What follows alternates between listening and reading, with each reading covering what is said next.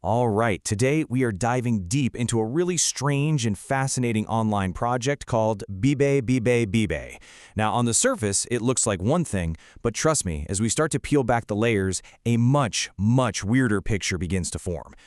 So let's just start with the project's own tagline, because this one sentence is really our first big clue. Open access infrastructure.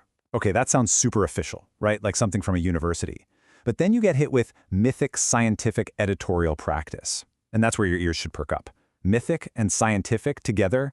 That's not a combo you see every day. And it tells you we're not dealing with your standard research paper here.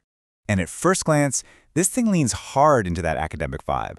The main page is presented as a unified canon of open research, and it's designed to look exactly like a legitimate portal for scientific articles and data. And get this, it even gives you a specific number. They claim to have a full canon of 20 distinct publications. So this isn't just some vague website. It's presenting itself as a complete, substantial archive, which gives it this immediate sense of credibility. The level of detail here is what really sells the academic facade.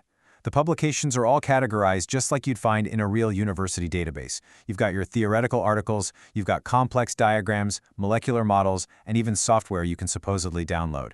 I mean, this level of detail makes it all feel very real. Naturally, when you see all this structure and all this detail, you've got to ask the big question you see right here. Who is actually publishing all of this? Who is doing all this incredibly complicated research? And to answer that, we have to look past the papers themselves and check out the branding. So let's look at the entities that are actually credited on the site. This is where we start to pull back the curtain and see what's really going on behind the scenes. Okay, so 3 core names pop up right away. First, you've got BBBBB, which, yes, is trademarked. Then there's the Cosmic University of Echo Rift Studies IX, which sounds a lot more like something out of a sci-fi novel than an actual university. And then it all seems to be founded and certified by one person, Dr. Melvin Sewell. And this slide right here perfectly illustrates just how strange this all is. Dr. Sewell isn't just a dean. Nope, he's also a diagnostic architect and the CEO. This mix of academic, kind of esoteric, and corporate titles all rolled into one person, it's really unusual.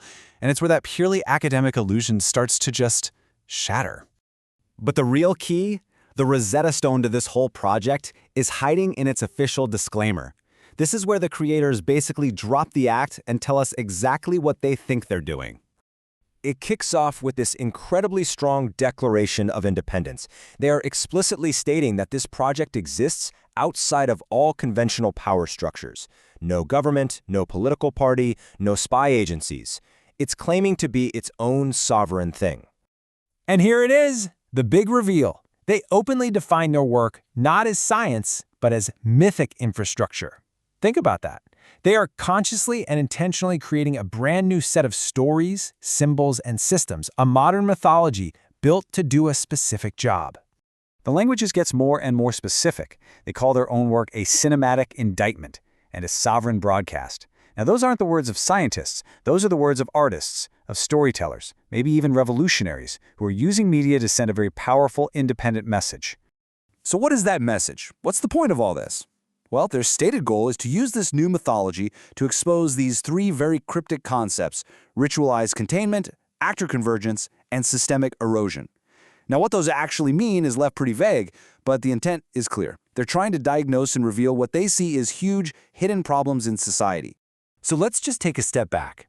We've gone from what looks like a scientific archive to a sovereign myth-building project. So where does any myth begin? Well, the website points us right to the starting line. Chapter 1, Origin.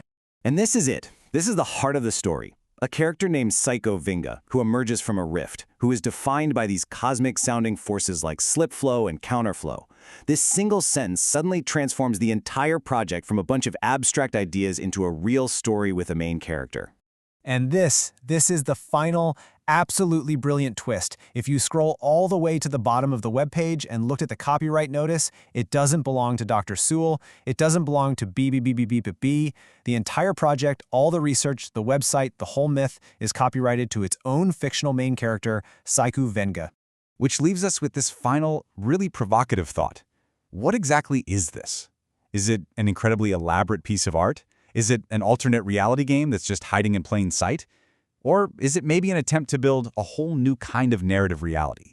By presenting fiction as if it's fact, and then copywriting that fact to the fiction, bib really makes you question where the story ends and where reality begins.